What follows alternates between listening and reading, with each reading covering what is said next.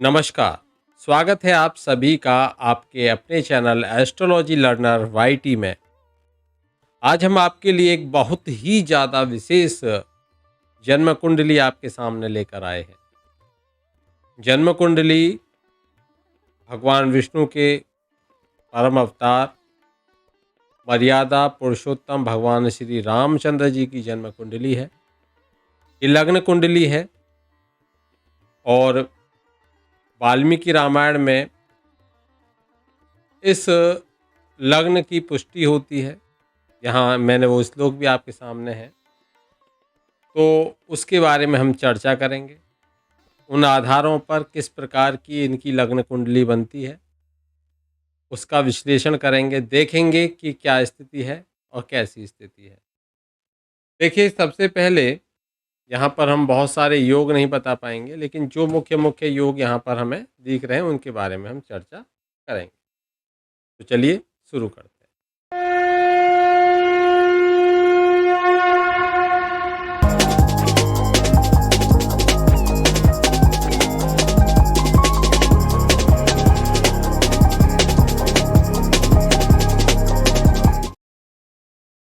शास्त्रों के वर्णन के आधार पर भगवान श्री रामचंद्र जी का अवतार चैत्र शुक्ल की नवमी तिथि को माना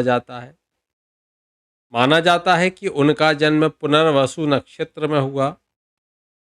वैशाख मास मध्यान्ह काले कर्क लग्न में इनका हुआ था। चैत्र शुक्ल नव्यातिथो पुनर्वसु युतायाम मध्यान्हे कर्के लग्ने मेषस्थे सूर्य उच्चस्थे ग्रह पंच के श्री राम जन्म स्वर्णात्। पौराणिक आख्यान के अनुसार भगवान श्री राम जी का अवतार त्रेता युग की तृतीय चरण में, जो आज से लगभग 13,11,000 वर्ष पूर्व हुआ था। अगर हम आधुनिक इतिहासकारों की करें तो 7,323 ईसा पूर्व ये जन्म माना जाता है भगवान राम का। परंतु उनकी जन्म कुंडली में 5 ग्रहों की उपस्थिति के संबंध में सभी तरफ से सम्मति देखी जाती है। और देखिए, पुराणों के अनुसार अगर समझें तो भगवान श्री रामचंद्र जी ने लगभग 11,000 वर्षों तक एक छत्र राज्य किया और भगवान ये विष्णु के अंशावतार माने जाते हैं।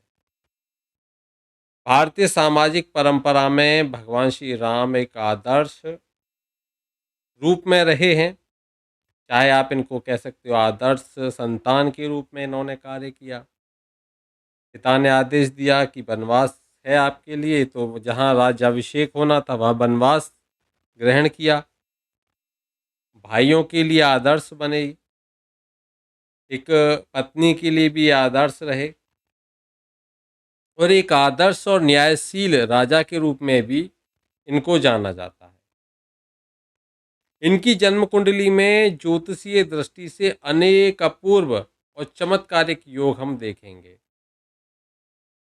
जो कहीं और कुंडलियों में आपको देखने को नहीं मिलेंगे। ये भगवान श्री रामचंद्र जी की जन्म कुंडली में आप इनको देखोगे और स्वयं इस जन्म कुंडली को आपके सामने देख पा रहे हो, जिसमें गुरु उच्च के, चंद्रमा जो लग्नेश हैं स्वयग्रही है, शनि शश नामक पंच महापुरुष योग बनाते हैं, उच्च स्थिति में होगा। सूर्य इनके बनते हैं दसम भाव में, वो भी उच्च के होते हैं। मंगल भी उच्च के होते हैं जो सप्तम भाव में है। केतु भी उच्च के हैं, राहु भी उच्च के हैं, शुक्र भी इनके उच्च के होते हैं। अब ये बहुत ही अच्छी स्थिति है। बुध जो शुभ ग्रह के घर में बैठे हुए हैं, वृषभ राशि में बैठे हुए हैं, तो यह स्थिति बहुत ही उत्तम स्थिति इस जन्म कुंडली की आप देख पा रहे हो। तो चलिए, इसमें हम सबसे पहले ये समझते हैं कि यहाँ देखिए मंगल कौन सा योग बनाएंगे। तो मंगल यहाँ पर रुचक नामक पंच महापुरुष योग बनाए और यहाँ पर गुरु, मैं ओरली आपको समझाता रहूँगा, आप समझते चलिए। यहाँ पर इस जन्म कुंडली में अगर आप देखोगे, यहाँ देखिए मंगल की स्थिति, ये मंगल केंद्र में बैठे हुए हैं, मंगल केंद्र में बैठे हैं, उच्च के होकर बैठे हैं। बेशक ये मांगलिक दोष बनाते हैं, लेकिन ये जो मंगल हैं, ये मंगल उच्च के हैं और ये क्या बनाते हैं, रोचक नामक पंच महापुरुष योग। गुरु भी केंद्र में उच्च के होकर बैठे हुए हैं। पहले तो गुरु और चंद्र की युति जब होती है तो ये बनाती है गज केसरी योग, और अगर गुरु अपने केंद्र में उच्च राशि में बैठे होते हैं तो गुरु बनाते हैं हंस नामक पंच महापुरुष योग। वहीं शनि की बात करें तो शनि यहाँ पर चौथे भाव में केंद्रस्थ होकर उच्च होकर बैठे हुए हैं। अब ये जो शनि है ये क्या बनाएंगे, ये शनि भी बनाएंगे पंच महापुरुष योग, जिसका नाम है शशा, शश, कुछ लोग शश कहते हैं, कुछ लोग शशा नामक पंच महापुरुष योग कहते हैं। ये शनि के द्वारा बनता है और सूर्य भी यहाँ पर देखिए उच्च की स्थिति में आ जाते हैं। सूर्य दिग्बली होते हैं और उच्च स्थिति में आ जाते हैं। विशेष रूप से आप यहाँ पर ये देख पा रहे हो कि किस किस तरीके से शुक्र यहाँ पर त्रिकोण में बैठकर मालव्य नामक योग बनाते हैं। पुष्कर योग, उभयचरी योग, प्रवज्या योग आदि यहाँ पर हमें कई प्रकार के योग यहाँ पर दिख रहे हैं। अब देखिए, ध्यान से समझिए, पुराणों के अनुसार एक बात और स्पष्ट होती है, जब भगवान श्री राम की आयु 27 वर्ष थी तो उस अवस्था में वो बुद्ध की दशा में वनवास गए थे। अब ये बुद्ध की दशा में क्यों गए थे, और बुद्ध की जब दशा समाप्त हो गई थी तो उसका जो अंतिम चरण चल रहा था, उस समय जब ये 41 वर्ष के हो गए थे तब ये अयोध्या वापस आए थे। अब ये बुद्ध हैं कौन, जरा कर्क लग्न की कुंडली का विश्लेषण कीजिए। कर्क लग्न की कुंडली में बुध एक मारक ग्रह होते हैं। ये मारक ग्रह ये इनकम भाव या कहते हैं इच्छाओं के भाव में आकर बैठ गए, इच्छाओं की पूर्ति नहीं होने देंगे। ये हैं कौन, ये है 12वें भाव के मालिक, यानी कि विदेश पहुंचाने वाले। ये फिजूल खर्च यानी कि पराक्रम दिखाने वाले भी हैं। तो भगवान श्री राम का सर्वाधिक पराक्रम कहाँ दिखा, लंका में। तो जब वनवास हुआ उसके बाद में रावण का जो उन्होंने अंत किया तो वो बुद्ध की दशा में ही किया। तो बुद्ध पराक्रम, साहस, शौर्य ये भी दिखाएंगे इस कुंडली में। बुद्ध वनवास का भी कारक है, विदेश जाने का भी कारक यहाँ पर बन गए, विदेश जाने के लिए भी। ऊपर से उच्च का राहु विदेश भाव में बैठा हुआ, ऊपर से शनि चौथे भाव में बैठे हुए। बेशक ये शशा नामक पंच महापुरुष योग बनाते हैं, लेकिन जब भी कोई पापी ग्रह चौथे भाव से संबंध बनाए तो वो अपनी जन्मभूमि से दूर पहुंचाता है, ये भी है।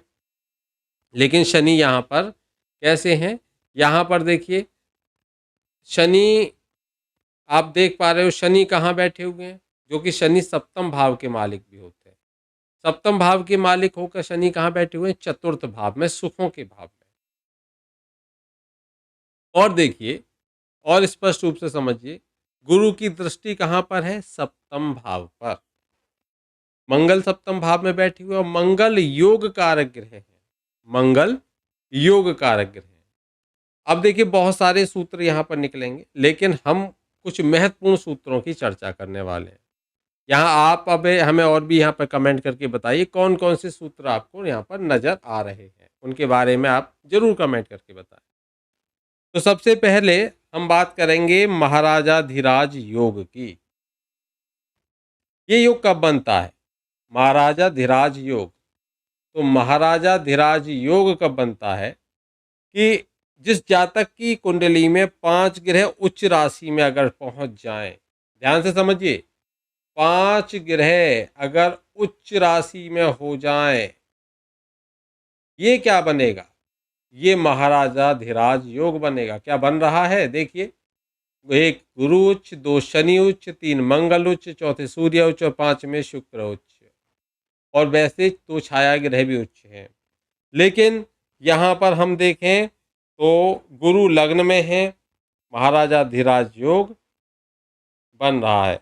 ये कैसे देखा जाए कि 5 जो ग्रह हैं वो उच्च के हों और गुरु लग्न में हों, ये भी साथ में, तो ये महाराजाधिराज योग बनता है। भगवान श्री कृष्ण जो भगवान श्री राम है, इनकी कुंडली में ये योग स्पष्ट रूप से अब हम देख पा रहे हैं। और इस योग के ही प्रभाव स्वरूप ये भाग्यवान और देश का, कहते हैं ना, देश के जिनके भी ये योग बनता है वो देश का सर्वोच्च नेता, सर्वशक्ति संपन्न होता है। ये भगवान श्री रामचंद्र जी की जन्म कुंडली में योग बन रहा है। आगे हम अगले योग की बात करें तो गज केसरी योग देखते हैं। तो गज केसरी योग कब बनता है? देखिए, गज केसरी योग देखें तो गज केसरी योग कब बनता है?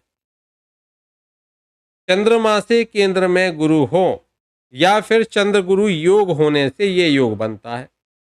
और इस योग में के प्रभाव से जो जातक है वो तेजस्वी, धन धान्य आदि संपदाओं से युक्त, मेधावी, सर्वगुण संपन्न और एक बहुत ही प्रिय राजा होता है। स्पष्ट रूप से देखिए, चंद्र गुरु लग्न में बैठकर यह योग बना रहे हैं।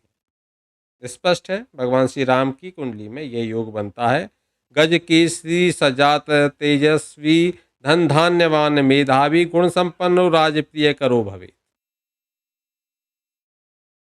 अब हम बात करेंगे भगवान क्यों बोला जा रहा है, क्यों अंशावतार की बात होती है।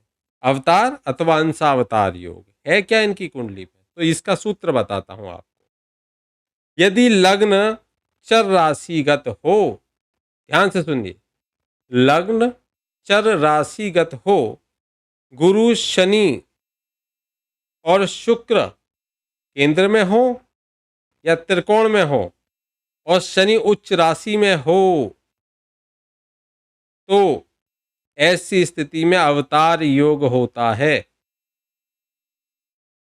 और जिन किसी का इस योग में जन्म होता उत्पन्न होते हैं, वो युग प्रवर्तक, समस्त शास्त्रों के ज्ञाता, स्वच्छ कीर्ति वाले, भ्रमण तीर्थ आदि करने वाले, महान कर्तव्यों में संलग्न, त्याग की मूर्ति और जगत के लिए अनुकरणीय आदर्श स्थापित करने वाले विश्वविख्यात महापुरुष होते हैं।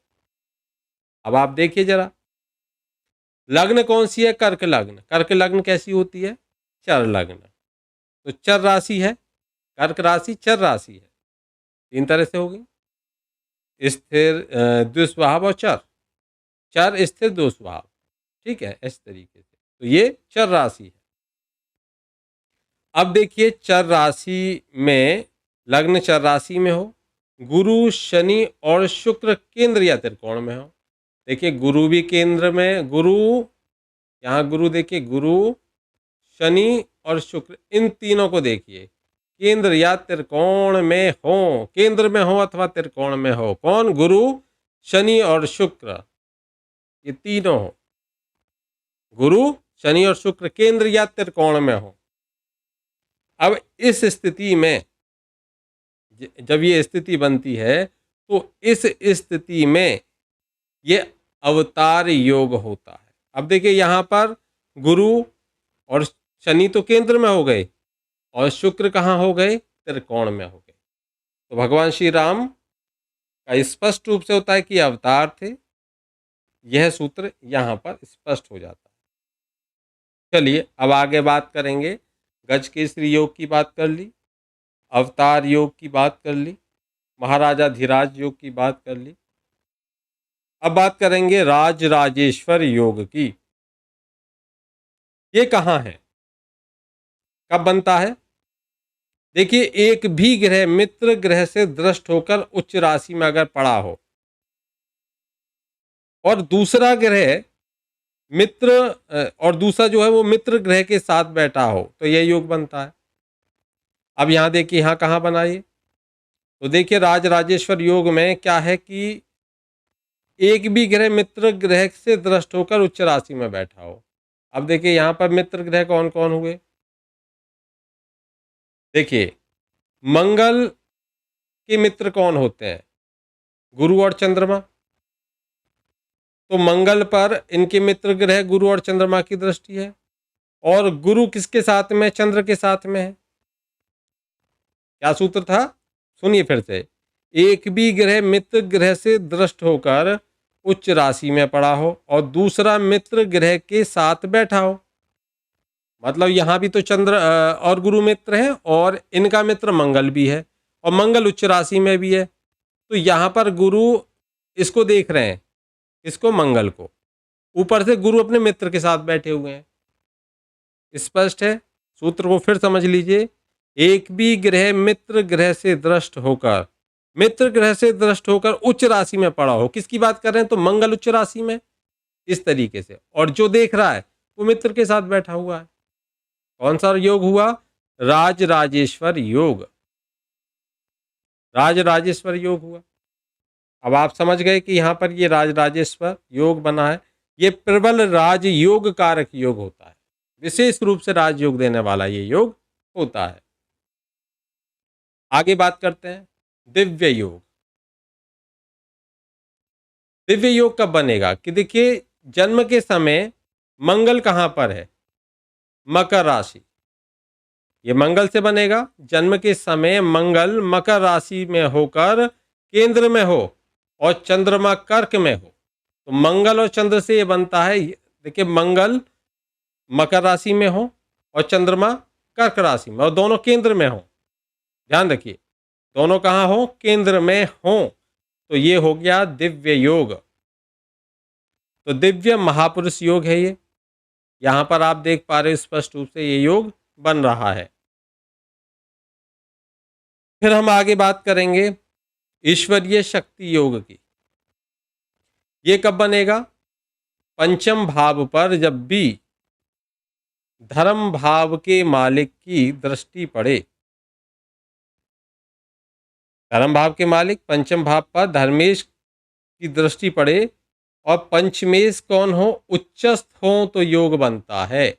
इस कुंडली में देखिए गुरु कौन है? 12वें भाव के, नवम भाव के मालिक। इनकी पंचम दृष्टि यहाँ गई और पंचम भाव का मालिक मंगल उच्च हो गया। ये कौन सा योग बना? ईश्वरीय शक्ति योग। देखिए, ये दिव्य शक्तियों को प्राप्त धर्म का अवतार और दिव्य महापुरुष जैसी स्थितियां बनती हैं। यह योग उनके ही पाया जाता है। अखंड साम्राज्य योग भी इनकी जन्म कुंडली में देखने को मिलता है।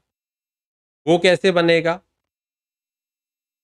वो तब बनता है जब भाग्य भाव का स्वामी और धन भाव का स्वामी, यानी कि दूसरे भाव का स्वामी और नवम भाव का स्वामी, इनमें से कोई एक ग्रह लग्न या चंद्र लग्न से केंद्र स्थान में हो। लग्न से या चंद्र लग्न से केंद्र स्थान में हो और गुरु भी केंद्रस्थ हो, तो अखंड साम्राज्य योग होता है। जरा देखिए क्या ये बनना है। तो भाग्येश कौन हुए? भाग्येश हुए बृहस्पति। धनेश कौन हुए? सूर्य। इनमें से कोई एक ग्रह लग्न या चंद्र लग्न से केंद्र स्थान में हो। यहां से देखिए, लग्न या चंद्र लग्न से केंद्र स्थान में, लग्न या चंद्र लग्न से केंद्र स्थान में। अब देखिए है या नहीं है? बिल्कुल बैठे हुए हैं।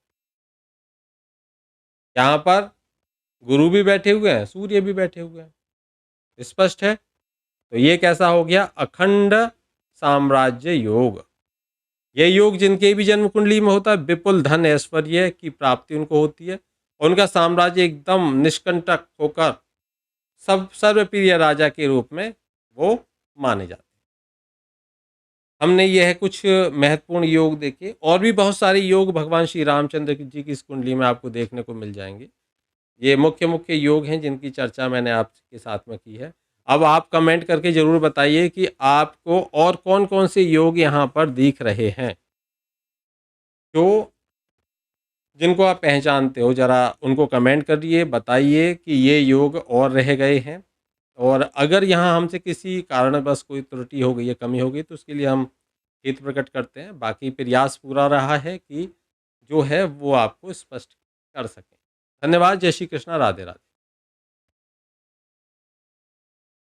मैं जॉब करूं या करूं अपना बिजनेस, मेरी जॉब कब लगेगी, मुझे संतान सुख कब मिलेगा, कैसा होगा जीवन साथी, क्या मेरी लव मैरिज होगी या होगी अरेंज मैरिज, क्या मैं कभी विदेश जा पाऊंगा, कर्जे बढ़ रहे हैं, इनकम कम हो रही है, बीमारी पीछा नहीं छोड़ रही है, अस्पताल के खर्चे बढ़ रहे हैं, शनि, राहु, केतु, मंगल समस्याएं दे रहे हैं। कहीं आपके जीवन में गलत नंबर तो नहीं आ गया? क्या है आपका लकी नंबर? कौन सा नंबर आपको दिलाएगा सक्सेस? क्या आपने अपनी जन्म कुंडली का अभी तक विश्लेषण कराया है? अगर नहीं कराया है तो दिए हुए नंबर पे संपर्क करके अपनी जन्म कुंडली का विश्लेषण कराइए। जानिए क्या है आपके जीवन की समस्या, कौन सा ग्रह दे रहा है आपको समस्या, कौन से नंबर्स दे रहे हैं आपको समस्या जाने और उनका समाधान भी आपको मिलेगा। तो देर ना करें, अपनी जन्म कुंडली का जल्दी से जल्दी प्रोटेक्शन कराएं, अपनी जन्म कुंडली को समझें, अपनी जन्म कुंडली में कौन से ग्रह खराब हैं, कौन से ग्रह आपको परेशान कर रहे हैं और उनको कैसे सही किया जा सकता है उसको जानें। और ये सभी जानने के लिए आपको डायल करना होगा 9045847891 या फिर व्हाट्सएप